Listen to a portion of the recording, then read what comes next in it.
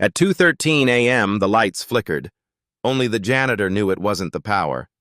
It was sabotage. The hum of the underground lab was the kind that felt alive, a low vibration that crept into the bones of the night. Monitors glowed faintly across the control room like distant constellations. Outside, Boston slept beneath a curtain of freezing rain. Inside, the Helion materials laboratory was supposed to sleep too. But in the basement, someone was still sweeping. Elena Rivera pushed her mop along the polished concrete floor, her reflection trailing behind like a quieter version of herself. She had been here for 6 months, long enough to know the pulse of every circuit and the cough of every aging transformer. Each night she cleaned among machines worth more than everything she had ever owned. Yet tonight, something felt different. A subtle click came from the photon calibration chamber. Then another. Then a faint pulse, deliberate, measured. The lights blinked once, twice, then steadied. To anyone else, it was nothing. To Elena, it was a pattern. Her fingers froze around the mop handle. The timing of the flicker matched a sequence she used to teach interns years ago when debugging capacitor arrays 1, 1, 2, 3, 5, 8, 13. The Fibonacci sequence, the rhythm of both nature and sabotage. She set the mop aside and walked closer to the main power conduit. The control screen read, "Data stream error. Photon loss detected." Timestamp 2:13 a.m. Her chest tightened. This was the 4th night in a row the power had dipped at the same hour, and every time, the experiment's quantum film readings had mysteriously corrupted. Management blamed outdated wiring. Engineers blamed humidity. But Elena saw something no one else cared to see, a human fingerprint inside a mathematical rhythm. She reached for her small, worn notebook, a relic from her former life as an electrical engineer back in New Mexico. Before the storm. Before the debt. Before she traded a lab coat for a janitor's apron. She wrote quickly, "Flicker interval equals 3.44 seconds. Intentional loop." Then she underlined one word. Sabotage. Her radio crackled. "Basement check complete, Rivera?" It was her brother, Tomas, the night security guard, the only family she had left. "Almost done," she answered softly. "Stay safe, sis. Heard the circuits are acting up again." "Yeah," she said, eyes fixed on the conduit. Acting up. When the radio went silent, she noticed the faint red blink on the data console. The lab's network was uploading to an external address. Her breath caught. Someone was siphoning energy capture data from the solar film project, the same project Helion claimed could change the world's power grid. Billions of dollars, dozens of patents, all hanging by a cable no thicker than her wrist. Elena crouched down, the mop water rippling behind her like a second heartbeat. She unscrewed the maintenance hatch under the control panel and found a small data splitter that no technician had logged. It was new, dustless, recently installed. At that moment, the fluorescent lights dimmed again. Her reflection fractured across the puddle at her feet. Light, shadow, light again, like Morse code whispering from the dark. She straightened slowly. The mop handle in her hand felt heavier, like a weapon, like resolve. "You're hiding in the light," she murmured. "Let's see how long you can stay there." She turned off her cart's headlamp, letting darkness swallow the room. Only the hum of machines remained. Beneath their steady rhythm, the truth trembled. Small, electric, waiting to be seen. Outside, the storm broke open over Boston. Inside, a janitor began her quiet war. The next night, the rain had stopped, but the cold stayed.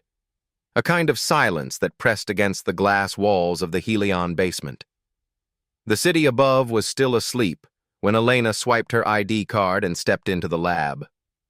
The lights hummed awake, one row at a time, throwing a pale, sterile glow across the instruments. The air smelled faintly of ozone and lemon disinfectant, the scent of everything that tried to stay clean while hiding dirt underneath. She paused before the photon chamber. It stood like a cathedral in steel, panels of silver, veins of copper tubing, and that faint, anxious hum. On the control screen, the graphs from last night had already been corrected by someone higher up. The power dips were gone. Every trace of the flicker sequence had been overwritten. Her throat tightened. Someone had noticed. She took out her notebook and flipped to the page she had written on last night. The ink had bled slightly. The word sabotage looked like it was dissolving into the paper.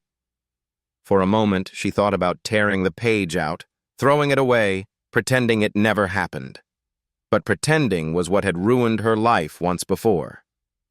3 years earlier, back in New Mexico, she had worked as an electrical engineer for a small solar startup. Bright hopes, young team, promises of a clean future. Then came the storm, an actual one, the kind that tears through power lines and bank accounts. The investors pulled out. Her name was listed in the failure report as negligent oversight. No one mentioned the corrupted server that wiped their data the night before. No one mentioned how she had begged them to delay the launch by a week. She had lost her job, her reputation, her home, everything except her brother Tomas, who told her, "Start small again. Clean floors if you have to. Just don't stop seeing the circuits." Now, in this basement, she saw them again. Elena crouched beside the main conduit and carefully ran her hand along the cable housing. Cold metal, then a nick. A thin cut on the insulation, so fine it could have been made with a scalpel. Someone had tapped into the power line. Close enough to bleed data, but not trip alarms. It was surgical, precise. Whoever did it knew exactly what they were doing. She stood up and glanced toward the surveillance camera in the corner. Its tiny red light blinked steadily, but she knew it was no guarantee. Cameras here were looped through an outdated maintenance system. She had repaired one last month after an intern accidentally spilled coffee on it. The memory made her think. Maintenance. The one system no one audits. If she couldn't access the main servers, she could still use the maintenance logs. Every time a light flickered, every time a fuse reset, it left a record there. A hidden heartbeat. At 2:31 a.m., when the lab above was dark and quiet, Elena opened the maintenance terminal, the gray, flickering screen tucked behind the custodial closet. She entered a technician code she still remembered from her old job. It worked. A list of files appeared, lines of green text scrolling slowly. Maintenance cycle 0427. Lighting fault 0428. Photon system reset 0430. Her fingers hovered, then clicked the last one. The data poured out in time-stamped lines. Temperature, pressure, voltage. But hidden among them were anomalies. Voltage drops at perfect Fibonacci intervals. 1 second, 1 second, 2 seconds, 3 seconds, 5 seconds, 8 seconds. Someone was embedding a mathematical pattern into the system's heartbeat. She copied the file onto her small repair camera, one of the only devices she was allowed to use without clearance. It was meant for documenting broken panels and leaks, not corporate espionage. But tonight, it would become her witness. A sudden sound made her flinch. Footsteps above, quick, deliberate. Someone was pacing on the upper floor far past their shift. She froze, listening. Then came the elevator chime. Soft, metallic, descending. Someone else was coming down. Elena shut the terminal, slid the camera into her apron pocket, and began pushing her mop cart as if she had been cleaning the whole time. The elevator door opened behind her with a hiss of cold air. She didn't turn around. "Working late?" The voice was smooth, practiced, too polite for curiosity. She turned slowly. It was Martin Hale, Deputy Director of Helion. His tie hung loose, his eyes sharp behind his glasses. "Just catching up on the floors, sir," she said. He smiled, the kind of smile that didn't reach his eyes. "Good. The board's inspection is next week. Can't have dust ruining the future of clean energy." "Yes, sir." His gaze lingered for a beat too long. Then he walked toward the photon chamber, scanning the control panel as if searching for something. Elena watched from the corner of her eye. He typed a few commands, and the screen blinked, data lines flashing briefly before disappearing. When he turned back, his expression was unreadable. "You used to work in engineering, didn't you?" he asked suddenly. Elena's stomach nodded. "How do you know that?" He shrugged lightly. "People talk. Hard to hide talent, even behind a mop." "I'm just doing my job." "Of course you are." He nodded, still smiling, and walked past her. But as he entered the elevator, he turned and said quietly, "Be careful around the equipment. Some circuits bite back." The doors slid shut. Elena stood motionless, her pulse pounding.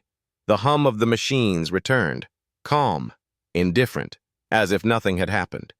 Yet she could feel his words like a current under her skin. He knew, or at least, he suspected. When her shift ended at dawn, she didn't go home. Instead, she walked to the parking lot where Tomas waited by the security booth, sipping from a thermos. He smiled when he saw her, but the moment he noticed her face, the smile faded. "You look like you saw a ghost," he said. "Not a ghost," she whispered. "A predator." He frowned. "You're scaring me." She handed him the camera. "If something happens to me, you keep this. Promise me." "Elena, promise." He hesitated, then nodded. "All right. But tell me what's going on." "Not yet," she said. "I need one more night." As the morning sun rose over the parking lot, its light touched the wet asphalt, turning it silver. She looked up at the reflection in the lab's glass facade, a faint figure in a janitor's uniform, holding a mop like a staff. To the world, she was invisible. To the machines below, she was a threat. And to whoever was hiding in the dark, she was now the next problem to be erased. The storm had moved on, but the air still carried its echo, metallic, heavy, waiting. Elena arrived earlier that night, before the other staff, before the hum of the lab began its nightly pulse. The basement corridor was dim and long, a narrow throat of concrete leading down to the photon chamber. She walked slowly, her footsteps softened by the waxed floor, her breath visible in the cold air. The small camera she had used the night before was in her hand. It wasn't much. Just a maintenance recorder the size of a deck of cards, scratched and old. But inside it, she hoped, was truth. She set it on the desk beside the main conduit, connected the cable, and powered it on. The screen flickered to life, green numbers counting up. 02-1304. 02-1305. She pressed play. The footage was grainy, but the sound came first. The soft, electric hum, the rhythmic drip of water somewhere in the distance. Then the light flickered, just as she remembered. The power readings dipped, and for one brief moment, a shadow moved across the far wall. Elena leaned closer. The shadow had shoulders, a shape of a man bending toward the control console. The next second, the lights flashed again, and in that white burst, the reflection of a face appeared in the glass of the photon chamber. It was clear, too clear. Martin Hale. Her breath caught in her throat. She froze the frame and stared at it.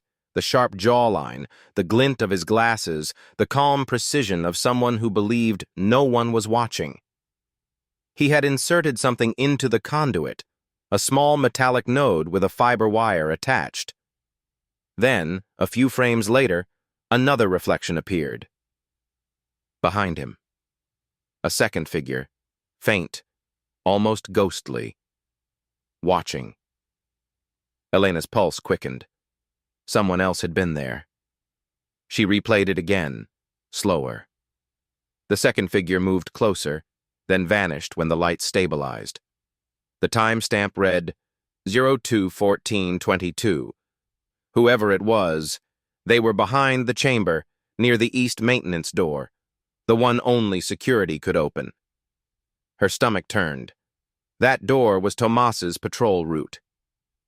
For the first time, fear and doubt tangled inside her. Could it be him? No, impossible. Tomas was honest, too honest for the shadows that lived in this place. But what if he had been tricked, or worse, used? She took a deep breath and copied the video to an old USB drive she carried in her pocket. Her fingers trembled as she closed the camera's screen. The truth was there now, but truth had a cost. She heard footsteps behind her. "Working late again, Rivera?" It was Dr. Lin, one of the senior researchers, a small man with gray hair and tired eyes, holding a cup of coffee that steamed like a signal in the cold. "Yes, sir," she said carefully. "Just finishing up the floors." He nodded absently. "Strange things lately. Power dips, data delays, everyone's nervous." "I heard," Elena replied. "You're here often enough to notice patterns, aren't you?" he said, his tone half curious, half testing. She forced a faint smile. "Patterns? Just dust and noise." Dr. Lin studied her for a moment, then shrugged. "Noise can be very telling, you know. Be careful what you listen to." He walked away, the echo of his steps fading into the hum. But his words stayed. Elena turned back to the console, her reflection overlapping with the frozen frame of Martin Hale on the monitor. She whispered to herself, "I can't stop now." By 3:00 a.m., she had hidden the USB drive inside the false bottom of her mop bucket. No one ever checked there. She returned to her cart, wiped down the consoles, and forced herself to look calm when the other janitors came in to swap shifts. But calm shattered when she stepped outside. In the corridor, near the elevator, the security cameras were blinking red. Not steady, but in short bursts. 3 blinks, pause, 5 blinks, pause, 8 blinks, Fibonacci again. Someone knew what she had found. She hurried up the stairwell instead of taking the elevator. The cold air of the maintenance shaft stung her face. Every step echoed like a metronome counting down to something she couldn't yet see. When she reached the first floor, she almost ran into Thomas. "Elena, what are you doing here? You're supposed to clock out downstairs." "I needed air," she said quickly, then added, "You still have access to the east door in the basement, right?" He frowned. "Yeah. Why?" She hesitated. "Last night, do you remember passing anyone there?"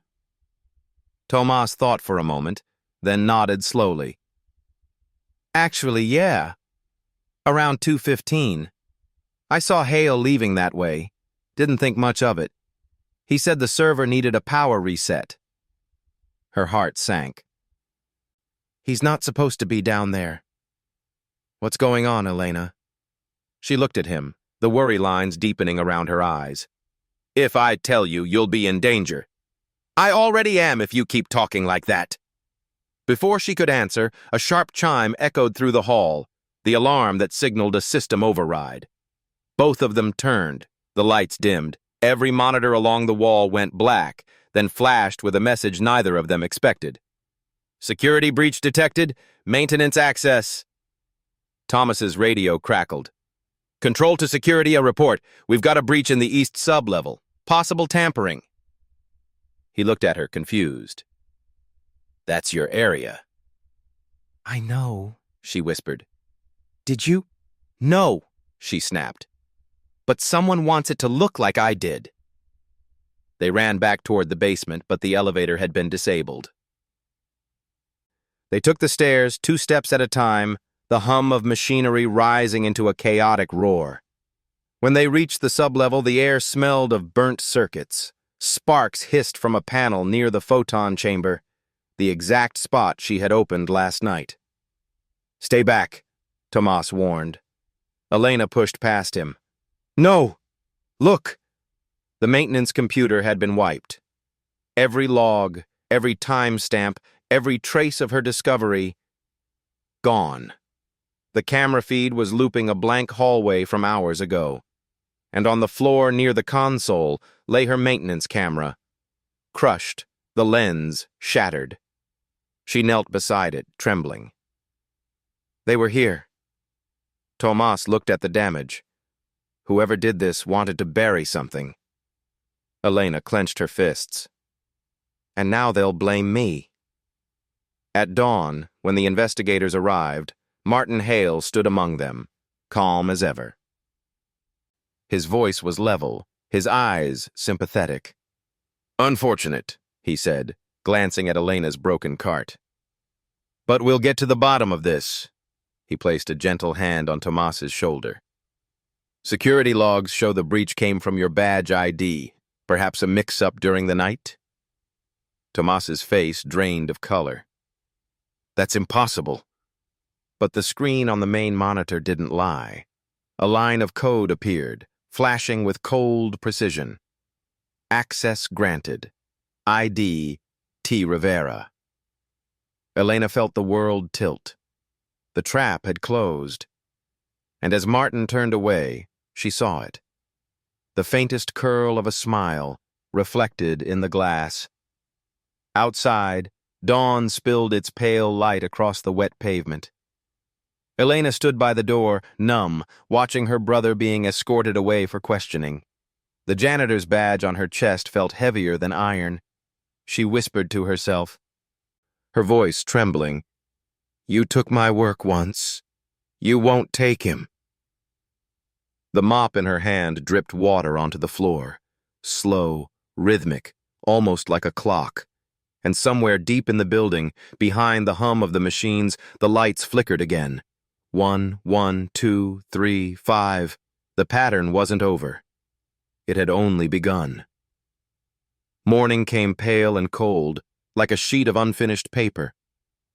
Behind the glass wall of the security office, two reflections waited.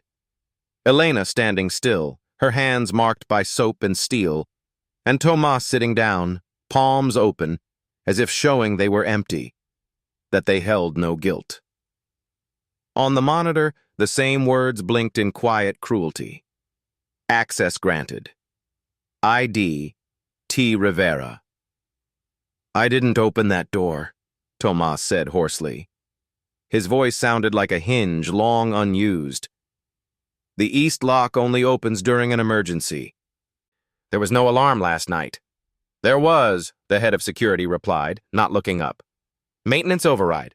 2:15. "Maintenance by who?" Elena asked. "We're still checking." Through the glass, she saw Martin Hale speaking softly with the investigators. Calm, polished. The kind of man whose smile was built for meetings, not mercy. When he noticed her, he nodded politely, like an actor greeting the audience before the play resumed. Inside, fear whispered again. They don't just want the data. They want the Riveras. When Tomas was taken away for more questioning, Elena was told to rest for a while. She walked down the corridor instead. The air smelled of dust and lemon cleaner, the usual mask of order. But near the end of the hall, something caught her eye. A faint, wet trail leading from the security room to the service elevator. Water from a mop? No. It shimmered with a thin metallic sheen. She followed it. In the service shaft, the air was cold and sharp. On the wall, a piece of black tape clung like a secret. She peeled it off.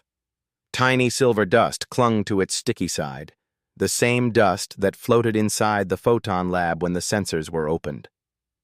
Someone had been there. Recently. She folded the tape inside her notebook. Truth doesn't shout, she thought. It hides in the smallest things. By noon, Tomas had been officially suspended. The decision was read in front of them both, and Martin. His voice was calm, rehearsed, gentle even. "I'm sorry, Tomas. It's just procedure."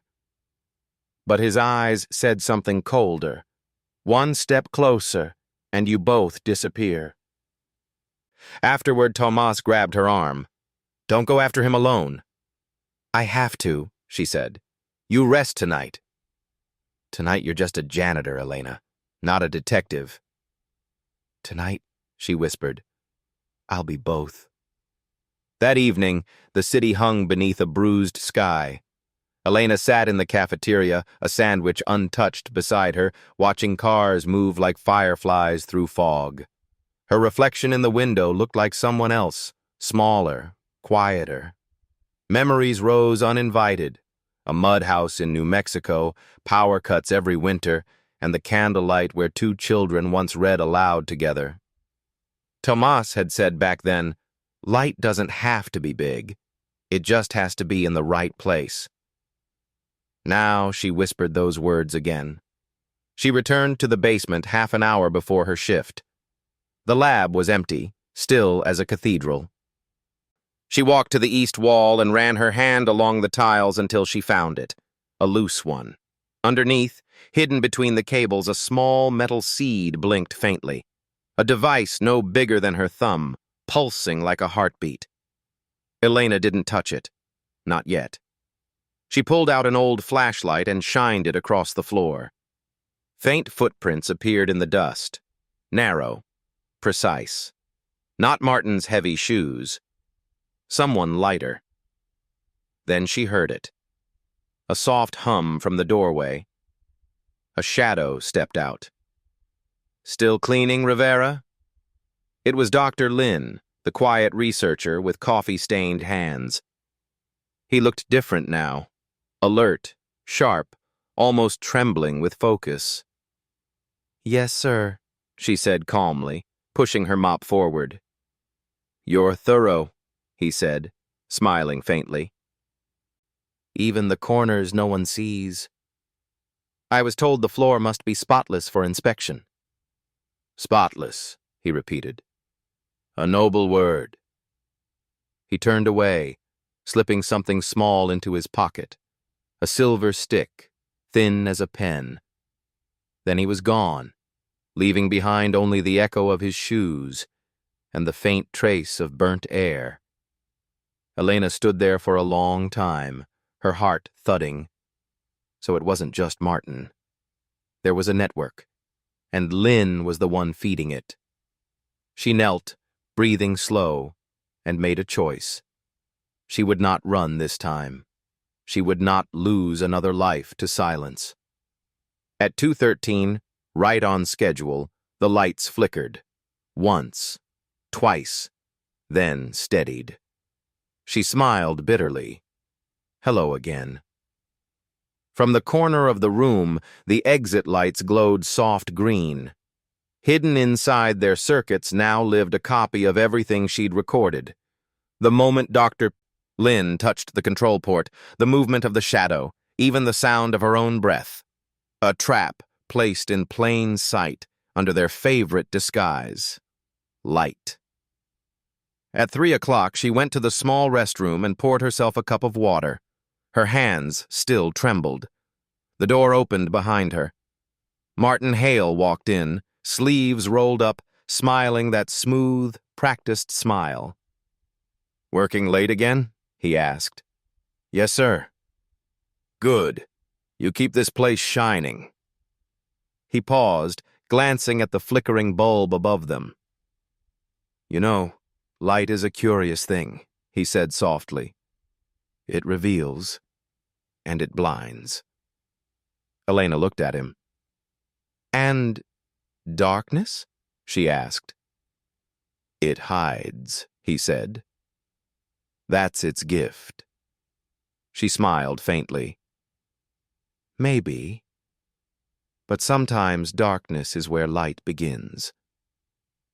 His smile didn't move, but his eyes sharpened. "Be careful what you start, Rivera. The night can be very long." He left. the door whispering shut behind him. When silence returned, she realized her hand had crushed the paper cup. Water dripped down her wrist. She didn't wipe it away. At dawn, Elena climbed to the glass corridor above the parking lot. The first sun broke through the clouds, weak but real. On the rooftop below, an old solar panel she'd rescued from the scrap pile shimmered faintly. It was cracked, half dead, but still catching light. She took a photo and sent it to Tomas with a message. "Even small light works. Still fighting." No reply came. Maybe he was sleeping.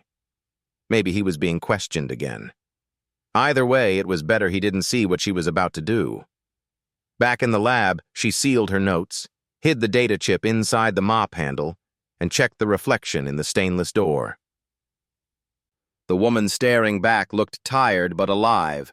Her eyes held something no one in that building had noticed: quiet fire. She whispered to her reflection, "Let's see whose light burns longer." Outside, the sun finally touched the lab's glass windows.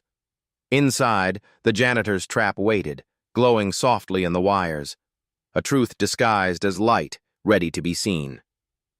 Morning came gray and heavy, the kind of morning that didn't belong to anyone. Inside the Helion laboratory, the lights hummed with their usual calm, as if nothing beneath them had changed. But something had. Deep under the polished floors, in the wiring that no one ever checked, a secret had started breathing.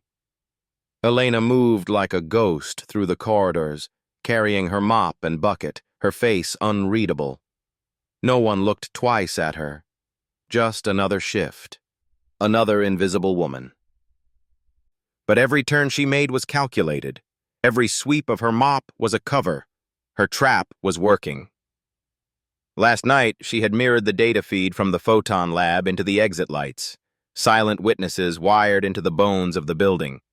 If Martin or Dr. Lin tried to open the same channel again, the lights would record everything. No cameras needed, no trace to her. She only needed to wait. By 9, the executives began to arrive, men and women in tailored suits, clutching coffee cups and confidence. Martin Hale was among them, smiling as always, greeting people with a firm handshake. His voice echoed through the hall like warm velvet. No one could guess the man carried poison under that calm. "Elena," the night supervisor said, passing by, "can you make sure the East Corridor is spotless before the press tour? They'll be showing the photon chamber." "Yes, sir," she said softly. Her heart gave a single, hard thump. The East Corridor, the place where everything had happened. She went there quietly, pushing her cart. The floor still smelled faintly of bleach and secrets. She stopped near the maintenance panel, the one she'd hidden her data chip inside. It was still there, untouched. But on the wall above it, a new security device had been installed overnight, a small black dome, blinking red. A camera. They were watching now. At 10:07 a.m., the lab's main monitors suddenly flashed red. "Data transmission failure, unauthorized output detected." For a few seconds, the entire room froze. Then chaos bloomed. Alarms, voices, people running. Engineers scrambled at their stations, shouting technical jargon that no one really understood. Martin Hale stood still, frowning at the screen. "What happened?" someone shouted. Martin's voice was calm. "Check the maintenance grid, now!" Elena's hands tightened around the mop handle. She kept her face blank, her eyes on the floor. But her pulse was racing. The trap had been triggered. Someone had tried to open the hidden channel again. The light system had caught it and automatically mirrored the signal, sending a copy of the data to an external archive. The truth was no longer in the lab. It was out there, stored safely beyond Martin's reach.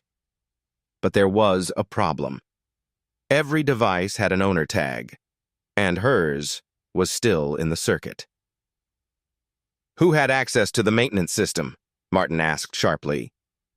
One of the technicians replied, "Just custodial staff and night security. Elena's breath caught. Martin nodded slowly. Then bring them in. She was taken to the control office, hands trembling despite her best effort to stay calm. The walls there seemed closer than before, the air thick with the smell of ozone and coffee. On the desk sat the crushed maintenance camera, the one she'd found destroyed after the sabotage.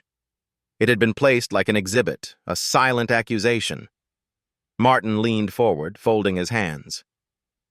"Do you know what this is, Ms. Rivera?" Elena looked at it. "A broken camera, sir." "Indeed." His tone softened, too soft. "But inside it, we found traces of data copied from our system, unauthorized recordings. That's a serious offense." She met his eyes. "And who would put them there? The janitor?" He smiled faintly. "That's what we're trying to understand." Dr. Lin entered then, carrying a tablet. His face was pale, his usual calm replaced by something close to guilt or fear. "Martin," he said quietly, "we've traced the breach. It came from the east corridor, through the emergency lighting." Elena's heart nearly stopped. The lights. Martin's smile disappeared. He turned toward her, voice now a blade. "Do you know anything about that?" She forced herself to breathe. "No, sir. I clean floors. I don't touch wires." He studied her for a long time, then leaned closer. "Let me tell you something, Rivera. I've seen people like you. Small, clever, desperate. You think the world owes you justice. But justice is for those who can afford it." He straightened, smoothing his jacket. "You're dismissed. Security will escort you out." Her throat burned, but she didn't move. She just whispered, "You're right, sir. Justice is expensive." "That's why I made a copy."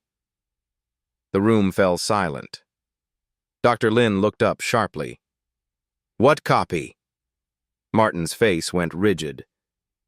"What are you talking about?"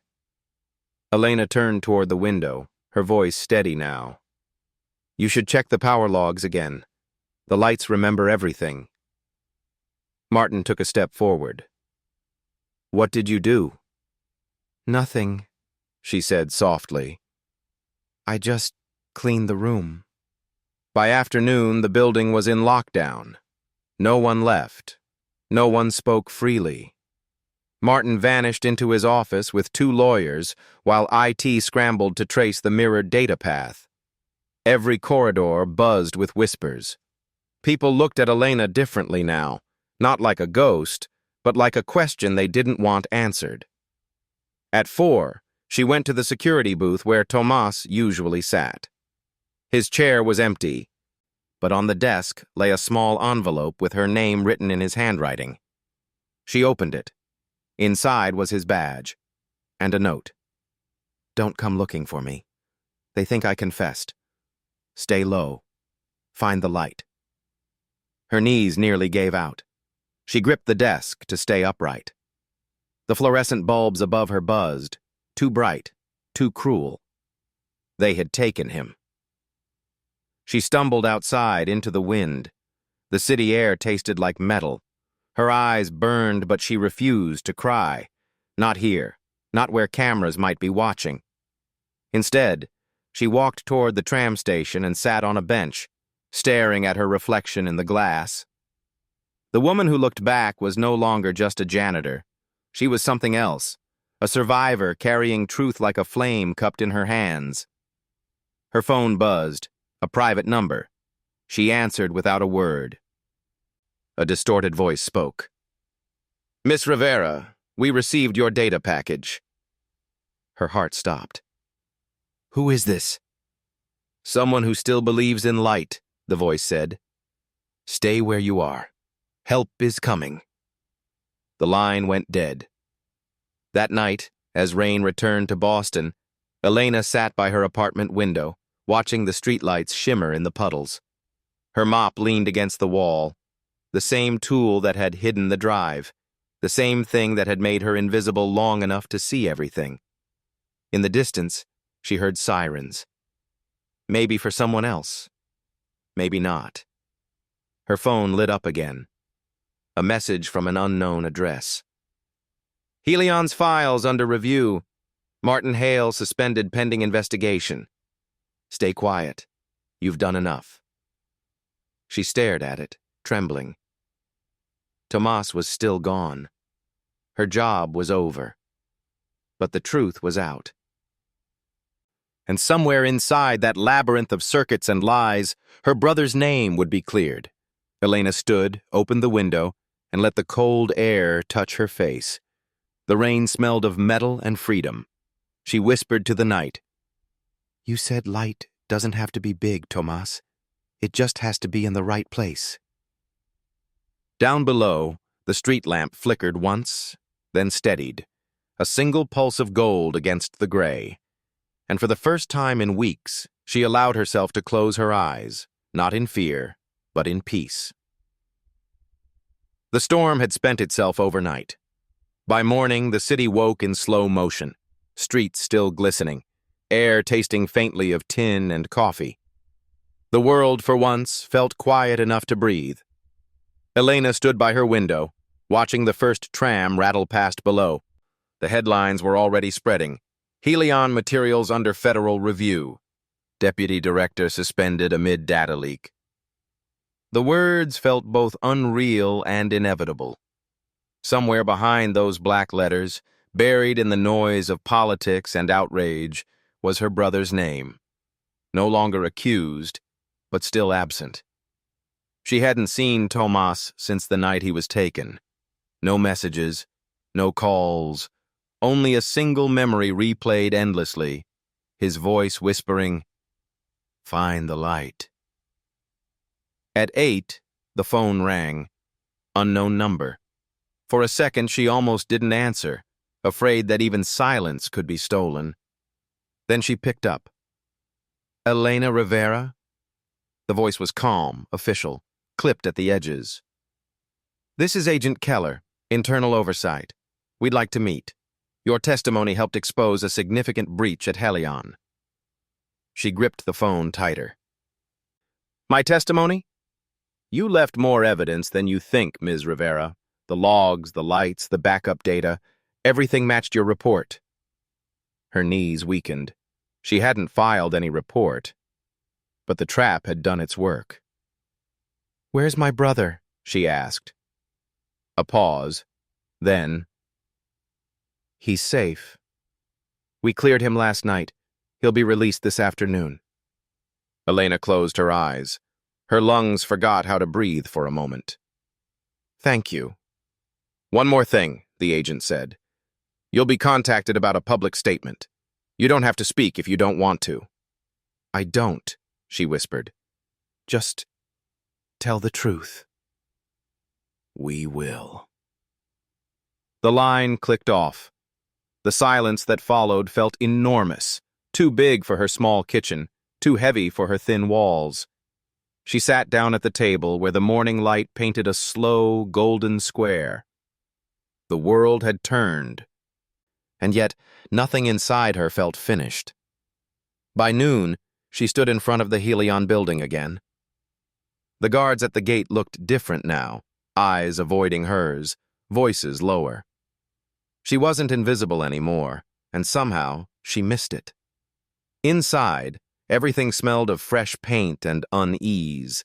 Technicians whispered as she passed.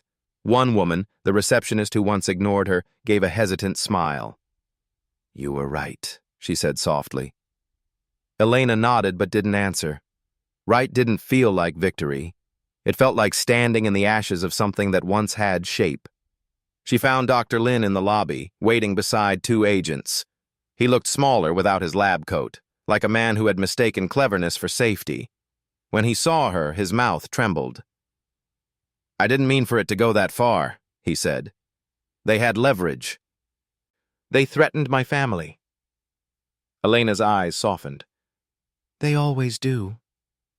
One of the agents guided him away, and for a moment she almost pitied him. Another moth who thought he could flirt with the light and not burn. Tomas came out that afternoon. His uniform was gone, replaced by a gray sweater and a face that looked older by years. When he saw her, he didn't speak. He just walked forward and wrapped his arms around her. The hug was wordless, desperate, real. "They cleared you," she said against his shoulder. He nodded. "They cleared both of us." She laughed, a sound raw and shaky. "We were never dirty to begin with."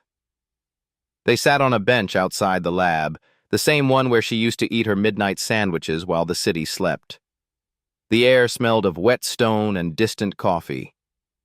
For a while, they just watched the traffic pass. "What happens now?" Tomas asked quietly. "I don't know," she said. "Maybe I'll find another job, somewhere quieter." He looked at her. "You could go back to engineering." She smiled faintly. "I don't think anyone's hiring janitors who outsmarted their bosses." He shook his head.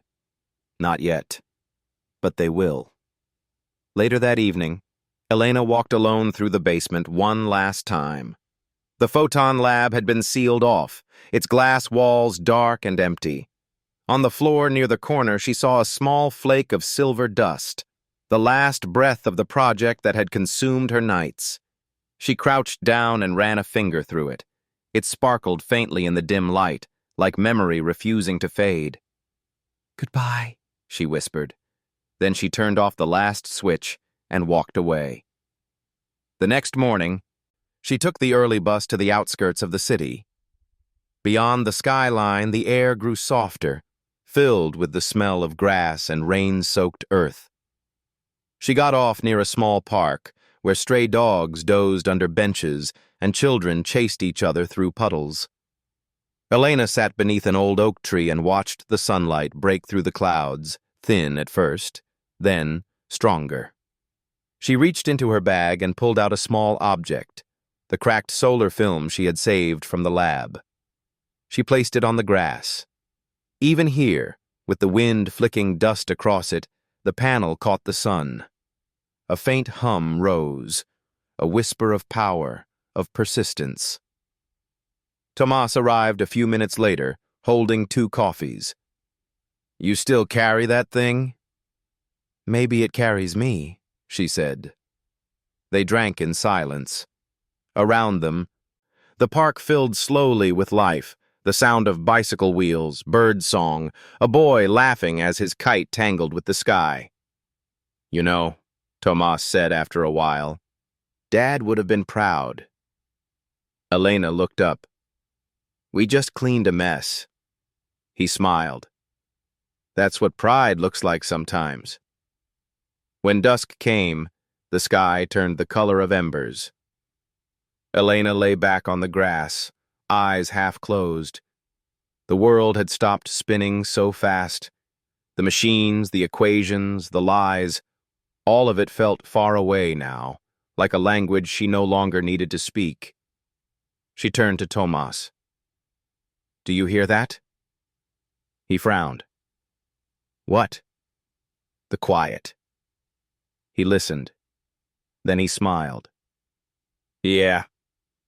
Finally. The silence wasn't empty. It was full of wind and leaves and something like peace. As the last light of day slipped through the branches, Elena whispered the words that had carried her through everything. "Light doesn't have to be big. It just has to be in the right place." She closed her eyes. Somewhere inside the cracked solar film, the faintest spark still glowed, alive in the dark. And for the first time in a long, long while, the world felt whole. 3 weeks passed. Boston moved on, as it always did, pretending the scandal was a storm that had already blown over. But Elena knew better. Storms never really ended, they only changed rooms. She was living quietly now, in a small apartment above a laundromat on Dorchester Avenue. The windows rattled when the subway passed. She didn't mind. The noise kept her awake, kept her from thinking too much about what silence used to mean. Each morning, she made coffee on the same old burner, poured it into a chipped mug, and read the news. The headlines had moved on to fresher tragedies. New markets, new wars, new promises. Helion had disappeared from the front page, replaced by brighter lies, until that morning. A name in bold letters made her hand freeze mid-air. Helion data leak linked to government energy contracts. Below it, a smaller headline. Anonymous source confirms second leak. Ongoing investigation. She read it twice, then a third time. Someone had released more files she had never seen. And beneath the article was a name she did recognize. The reporter's byline, R. Hale. Her heart skipped. Hale. Martin Hale had a son, a journalist if she remembered correctly. Could it be him? She stared at the screen until the words blurred, then turned off her phone. But the silence that followed felt dangerous. Someone was stirring the ashes again, and if the wrong truth surfaced, Tomas's name could be dragged back into the fire. That evening a knock came at her door. She froze, mug halfway to the sink. It wasn't Tomas. He always called first. When she opened it, a tall man in his 30s stood there, rain dripping from his coat. His eyes were sharp, curious, but not cruel. Ms. Rivera? Yes. My name's Ryan Hale. I'm a journalist with the Chronicle. I think we need to talk. The name hung between them like a shadow. She said quietly, "You're Martin's son." He nodded. I was. I haven't spoken to him since the investigation. Elena studied him. There was something different in his posture. Not the arrogance of his father, but the exhaustion of someone trying to clean a wound he didn't cause.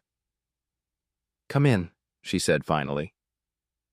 He sat at her small kitchen table, glancing at the cracked solar film on the counter. You built that? I fixed it, she replied. Like you fixed everything else, he murmured. Elena didn't answer. The rain filled the silence between them. After a moment, Ryan said, The new leak. It's not from your data. It's deeper. Someone inside the company is still feeding information to outside bidders. But whoever they are, they're using your pattern. The same Fibonacci intervals from your case.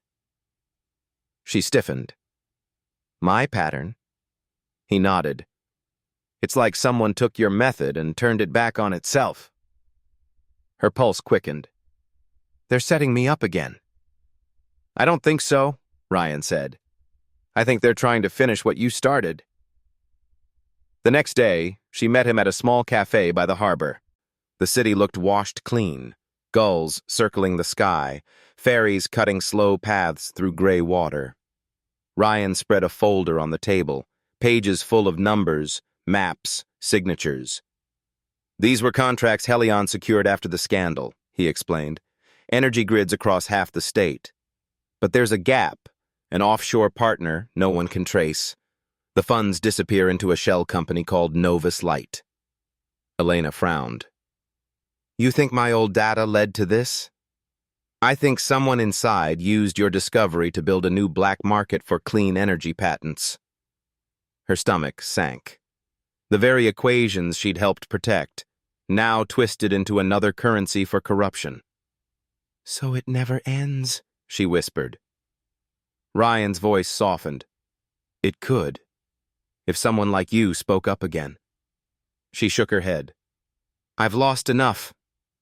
You didn't lose, he said. You survived. There's a difference. Elena looked out at the harbor, where the water shimmered faintly with morning light. And if I speak again, what happens to Tomas? To me? Ryan hesitated. You might not have a choice much longer. He slid a flash drive across the table. Everything we found. Backups, signatures, names. It's all here. But if you open it, you become part of it again. Elena stared at it. The metal gleamed like a weapon disguised as truth. That night, she couldn't sleep. Thomas called once from a quiet motel on the state border. He was working odd jobs now, fixing fences, washing trucks, trying to forget the lab. "Stay out of it this time," he said. "We've done our part." She wanted to promise him, but she couldn't. The silence on the line told him everything. "Elena," he said softly, "don't let the light burn you." "I won't," she lied. She waited until midnight. Then she plugged the drive into her old laptop. The screen filled with folders, files marked nlog1, nlog2, and one with her name, Rivera Trace. Her fingers trembled as she opened it. Inside was a single image, a security still of her in the lab months ago, crouched by the conduit, looking up. And in the reflection behind her, Dr. Lin. But not just Lin. Another figure. Martin Hale. Her chest tightened. "He was there," she whispered. "He never left." A video file blinked below the image. She clicked it. It showed the same night, the moment of the first flicker, 2:13 a.m. Martin and Lin arguing near the chamber. The audio crackled, then cleared. Martin: "If the data leaks, it's her name on it, not ours." Lin: "You're playing with fire." Martin: "Light always burns something." The screen froze on Martin's face, eyes lit by the machine's glow, a man half shadow, half brilliance, and then the video cut to static. Elena sat motionless. Her hands had gone numb. He wasn't just selling data, he was building a network, and his son had no idea. Ryan's article wasn't coincidence. It was a message from a ghost. At dawn, she walked to the harbor again. The air was salt and silence. She found Ryan waiting by the railing, camera around his neck. "You saw it," he said quietly. She nodded. "He was there the whole time." Ryan's voice faltered. "I needed you to know. Before we publish." Elena turned to him. "If you publish, they'll come for you." He smiled faintly. "Maybe, but if we don't, the dark wins." The wind caught his coat, snapping it like a flag. She could see traces of his father in him, not the corruption, but the conviction. A man still believing that truth, if spoken right, could fix the world. "Ryan," she said softly, "light costs people like us more than it should." He looked at her. "Then maybe it's time someone paid it willingly." She gave him the flash drive.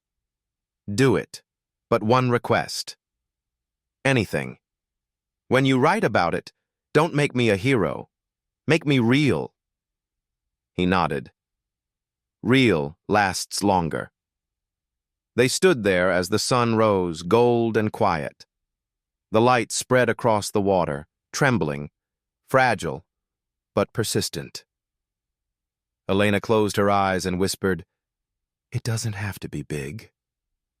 Ryan smiled. "It just has to be in the right place." For a long time, neither of them moved. The sea breathed in, the world held still, and the light, small, honest, relentless, found its way through every crack. The article exploded across the internet at sunrise. The light beneath the lab, the whistleblower who changed everything. By noon, every news channel was talking about it.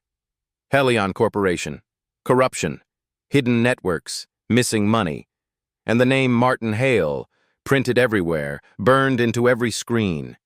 His face was there too, caught by the same reflection Elena had once seen in the glass of the lab. Martin had built an empire of lies. Now it was burning. Elena sat on the floor of her small apartment, the newspaper spread in front of her. Her coffee had gone cold. The world was calling her a hero, though her name wasn't even in the story. She didn't feel like a hero. She felt hollow. Outside, people cheered. On social media, strangers wrote messages like, "She's the light we needed." But all Elena could think about was Tomas, still far away, still hiding from the noise. The phone rang. His voice came through the line, tired but warm. "You did it," he said. "No," she whispered. "We just survived." He sighed. "Listen, you should disappear for a while. They won't forget this, not the people behind Hale." "I know," she said quietly, then softer. "Don't worry, I'm still careful. Promise me, Lena, no more chasing the light." She smiled faintly. "You know I can't promise that." That night, rain fell over Boston again. Elena took the subway downtown, heading for the Helion building one last time. The city was glowing with news lights, cameras, police lines, protesters shouting names. Helion looked dead now. Its glass walls were black, the sign half removed. A monument to arrogance. She walked closer, her reflection mixing with the broken light. And then she froze. Someone was standing inside, behind the glass, tall, still, familiar. Martin Hale. He looked older, sharper, rain streaking across the window between them.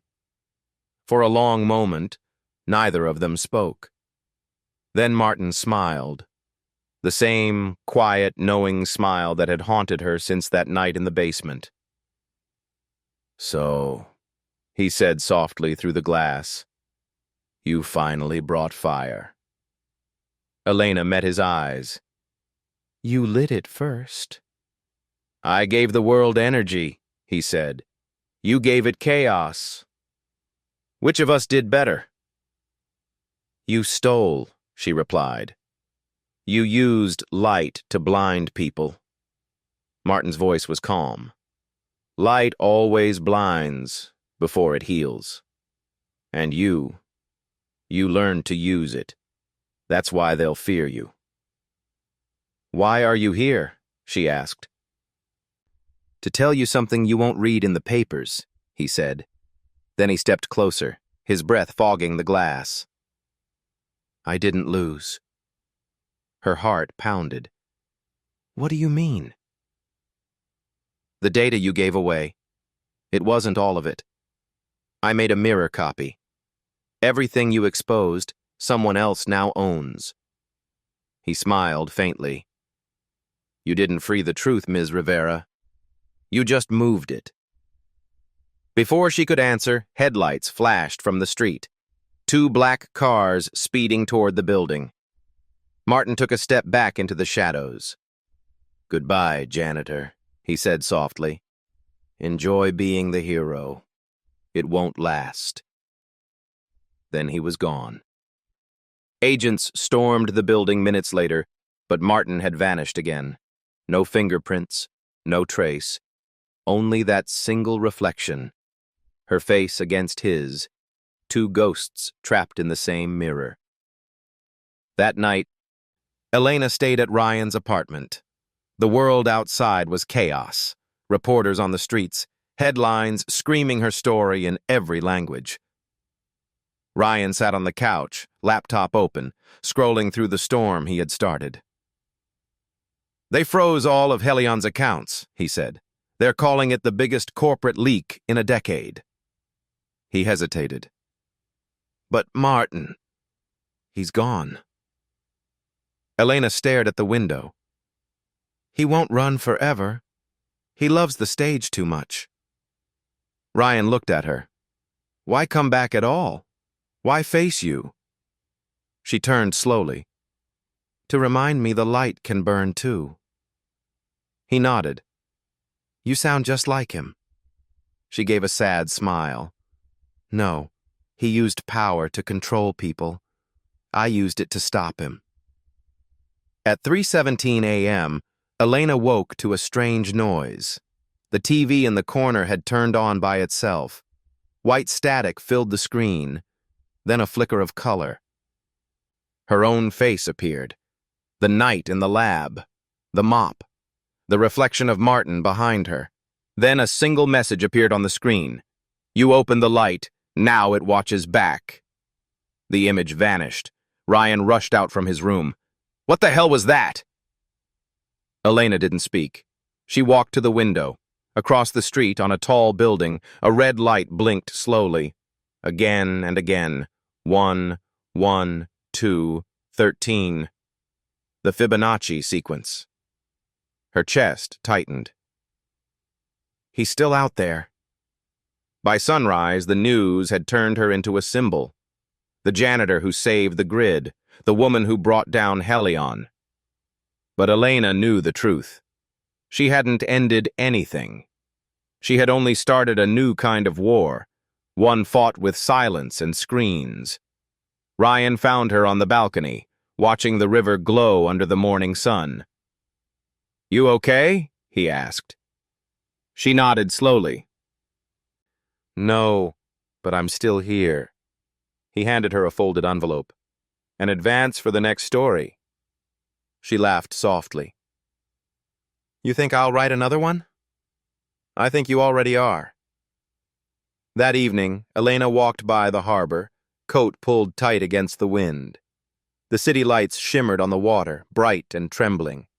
She took the cracked solar panel from her pocket, the one that never stopped working, and held it up to the sky. It caught the last light of the day and glowed faintly, alive again. Somewhere behind her, on a rooftop high above the city, a red light blinked. Slow, patient, endless. And she whispered to herself, her voice steady, almost tender. Fire doesn't just burn. It shows the way. Then she slipped the panel back into her coat and kept walking, into the wind, into the dark, toward whatever light still waited to be found. 3 months passed since the night she saw Martin behind the glass. Boston looked calm again. Too calm. The kind that only comes after a storm has been buried, not ended. Helion's name had been stripped from its buildings. The company was gone. The executives scattered. Ryan's article was now taught in universities as a modern act of courage. But to Elena, it all felt unfinished, because the light still flickered at night. She lived quietly in a small apartment by the river. Tomas worked far south, fixing engines in a desert town where no one knew his name. They spoke once a week, short calls, soft words, both pretending peace was enough. Elena cleaned small offices now, staying away from labs, from headlines, from anything that hummed. Until one night, her phone buzzed. No number. No subject line. Only one message. The mirror feed is alive. She opened it. A short video clip appeared. 5 seconds, low resolution, full of blue light. It showed a laboratory she didn't recognize. Rows of machines, quiet and sleek. On one of the monitors, her name was printed, E. Rivera, access authorized. She stared at the screen until her reflection blurred. Someone was using her identity again. And somewhere in that glow, Martin Hale's ghost had found a new body. The next morning, Ryan called before she could reach him. His voice was low, tense. I saw it too, he said. That clip's from a new company. They call themselves Novus Light. She froze. That was Martin's project name. Yeah, only now it's registered in Switzerland. They've rebuilt the whole structure, same design, same code language, except this time, it's international. Connected labs, defense contracts, energy data from 5 countries. It's Helion 2.0. Who's running it? A pause. Then Ryan said, officially? No one knows. Unofficially? There's a photo.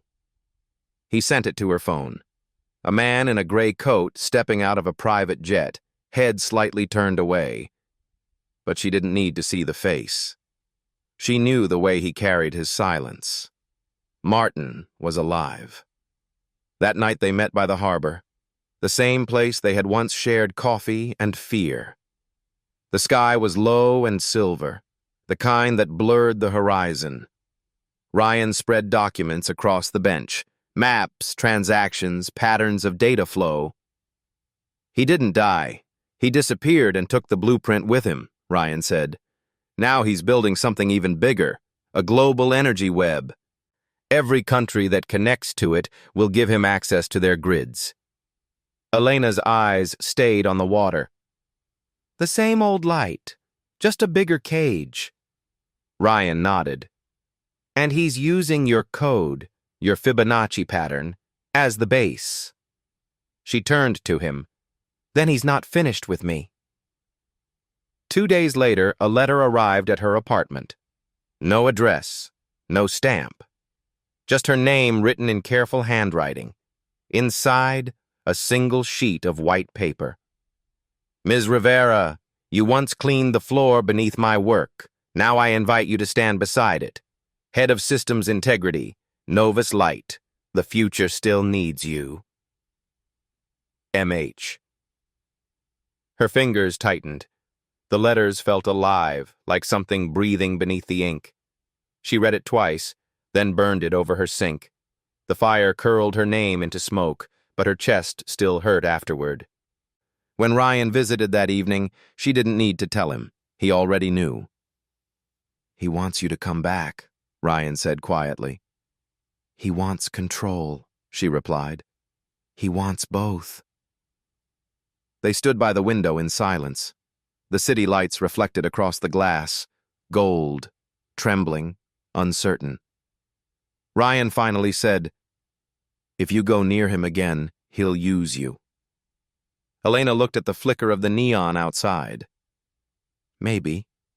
But if I stay away, he'll use everyone else. At midnight, the lights in her apartment dimmed once, then steadied. She watched the pattern blink faintly on the router. 1, 1, 2, 3, 5. He was calling. She didn't answer that night, but she didn't sleep either. The next evening she returned to the old Helion building, now abandoned, its walls still smelling faintly of dust and ozone.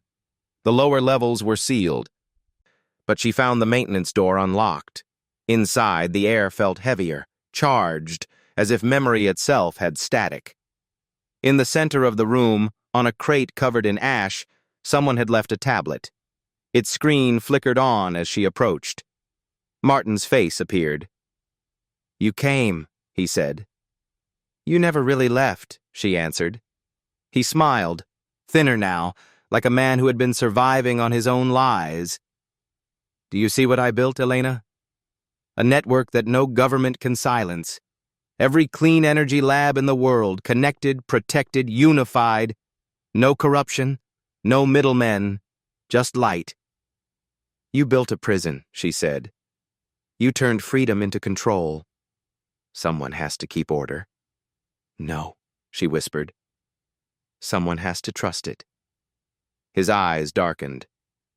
You think chaos is freedom? You think people deserve the light if they don't understand how to use it? They don't have to understand, she said. They just have to have the choice. For the first time, Martin's voice cracked. You sound like my son. She stared at the screen. Ryan believes in truth. You believe in power. That's why you lost him. His mouth curved in something between a smile and a wound. Then I'll build a world that doesn't need believers. And the screen went black. Elena stood in the quiet. The hum returned, deep, pulsing, alive. The servers were back online. The pattern, Fibonacci again, ran through the lights. He was connecting the system. Right now. She took out the old flash drive from her pocket, the same one that once carried her first proof of his crime. She stared at it, then at the main console. "Ryan," she whispered into the mic on her collar. "He's online. I'm tracing his signal." His voice cracked through the earpiece. "Don't. If you breach it, the entire system could backfire." "I have to. Elena." But she was already typing. The hum grew louder. Screens flared alive. Her code spread like light through glass, filling the room with silver glow. Martin's system mirrored hers, trying to overwrite, trying to fight back. For a moment, the two codes collided, one built for control, one for release. "Elena, you've got 30 seconds, Ryan shouted. "I just need one." She opened the master key sequence and hit send all. The signal jumped, traveled across continents, flooding every connected server. Every lab linked to Novus light went dark for 3 seconds, then bright again. But now, no one owned it. No passwords. No gatekeepers. Every equation, every data set, every design was free. The world blinked, confused, chaotic, liberated. And the last message Martin ever sent flashed across her screen. "You can't destroy the light." She typed back, hands trembling. "I didn't. I just set it free." The power surged. Sparks danced across the walls. Then everything went silent. When Ryan reached her minutes later, the building was smoking, the air thick with dust and victory. Elena was sitting on the floor, pale but alive, the flash drive melted beside her. He ran to her. "You did it." She nodded weakly. "He won't stop. But now he can't hide." Outside, the dawn was breaking, soft and pale over the river.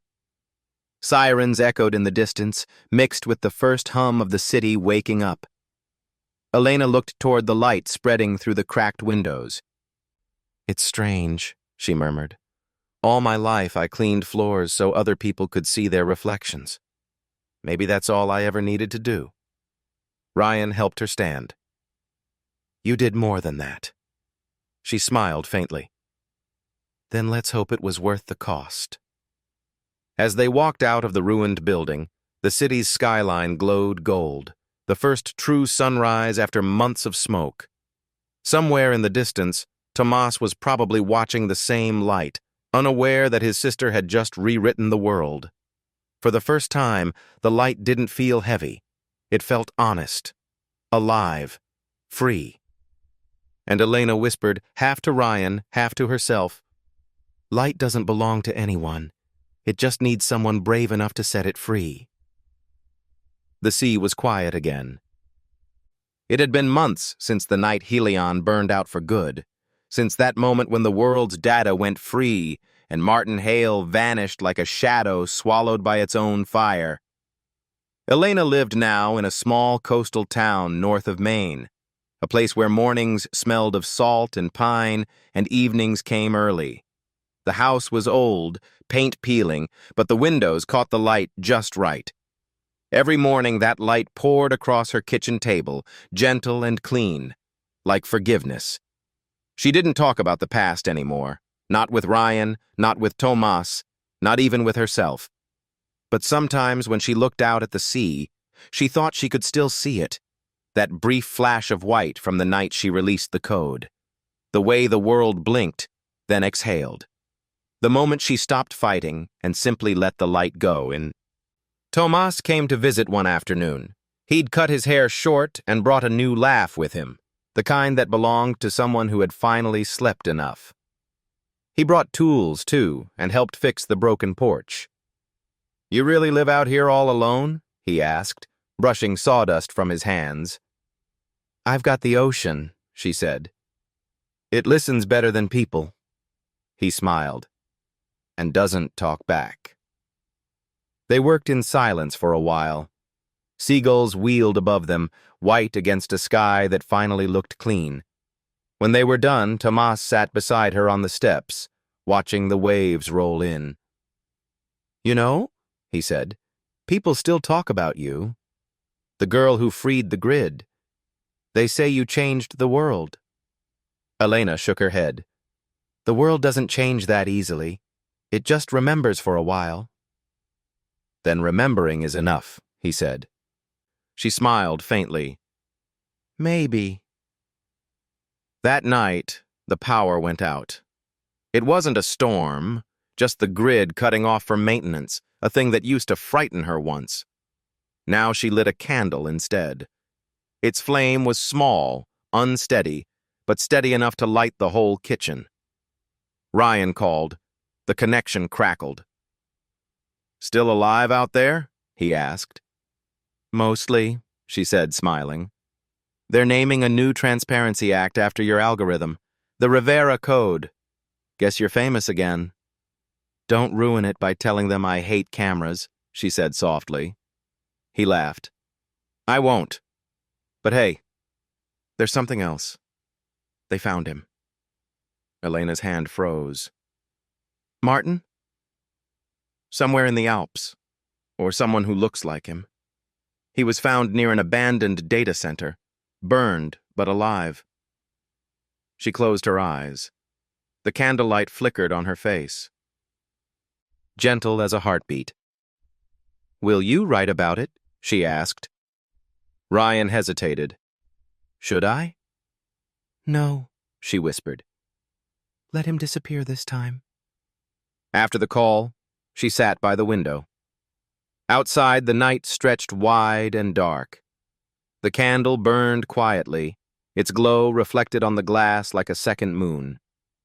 She thought of all the nights she'd spent chasing light, in labs, in basements, in other people's truths. It had taken her years to understand that sometimes light didn't mean answers. Sometimes it just meant warmth. She took the cracked solar film from her pocket, the one she had carried through everything, the one that never stopped glowing. She placed it on the windowsill, where the last bit of candlelight touched its edge. For a second, the panel shimmered. Faint. Alive. Catching the smallest flame and turning it into something more. Tomas stepped into the room behind her. "Still keeping that old thing?" he asked. "Always," she said. "It still works, you know. Even broken things remember the sun." He smiled. "So do people." Dawn came quietly. Elena stood on the porch, coffee steaming in her hands, watching the horizon open. The first light rose slow and soft, not the blinding kind, not the kind that burns, just light enough to see by. She thought of everything that had happened, the lab, the lies, the fire, the freedom, and realized that none of it was about winning. It was about release, about knowing when to stop fighting and start living. She whispered, as if to the sea, as if to herself, "Light doesn't need to be big. It just needs to find the right place." The wind carried her words away, soft and sure. And when the sun finally broke through the clouds, the cracked solar film on her windowsill caught it, glowing brighter than it ever had before. For the first time, Elena didn't chase it. She simply watched, smiled, and let it shine.